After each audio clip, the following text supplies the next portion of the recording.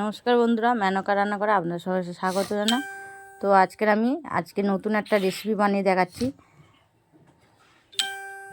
তরোয়াল মাছের ঝাল।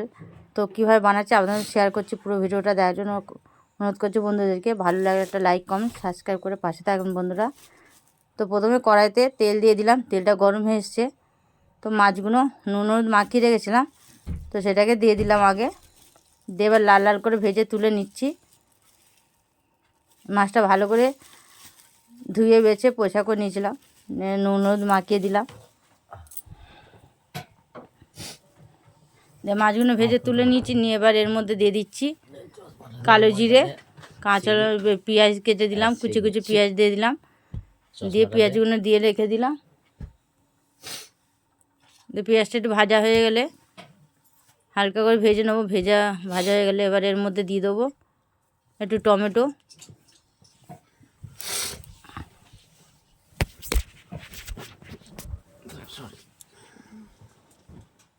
তো টমেটোগুলো দিয়ে দিলাম। অনেক দিন বাদে এই মাছটা পেয়েছি, সেই জন্য আজ যে রেসিপি করে আপনাদের দেখাচ্ছি। মাছটা খেতে খুব ভালো, এক শিরা কাঁটা, মাছে বেশি কাঁটা নেই। এই মাছটা খেতে খুব ভালো লাগে, আর গরম গরম ভাতের সঙ্গে ঝাল খেতে দারুণ লাগে।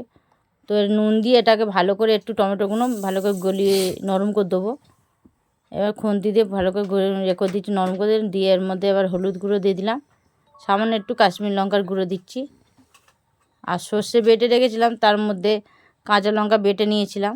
ঝালটা যেমন খাওয়া সেই মতন দেবেন। তো দিয়ে ভালো করে এইভাবে পুরো টমেটোটা পেস্ট করে দিচ্ছি, পুরো একদম টমেটোটা গলিয়ে নিচ্ছি খুন্তি দিয়ে।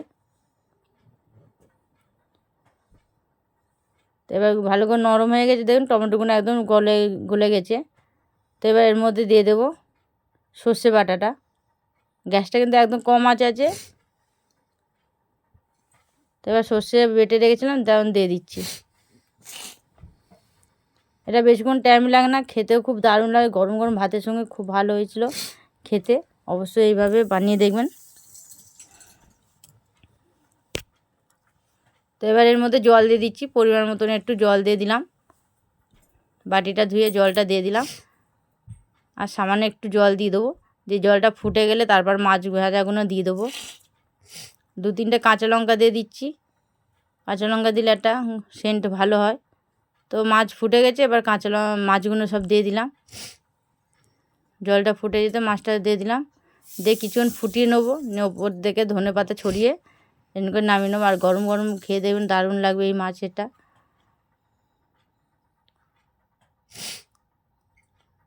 তো কেমন হয়েছে বন্ধুরা, কমেন্টে অবশ্যই জানিয়ে দেবেন। আর একটা লাইক করে দেবেন, অনেক অনেক শেয়ার করুন বন্ধুরা, যাতে নতুন নতুন রেসিপি আপনার সঙ্গে শেয়ার করতে পারি।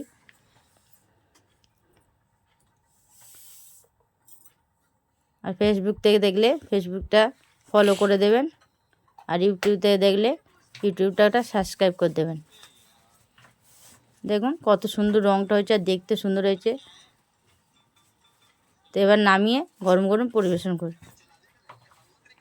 তো এখনও মতন আবার এলাম, নতুন ভিডিও নিয়ে আবার ফিরে আসবো। নমস্কার।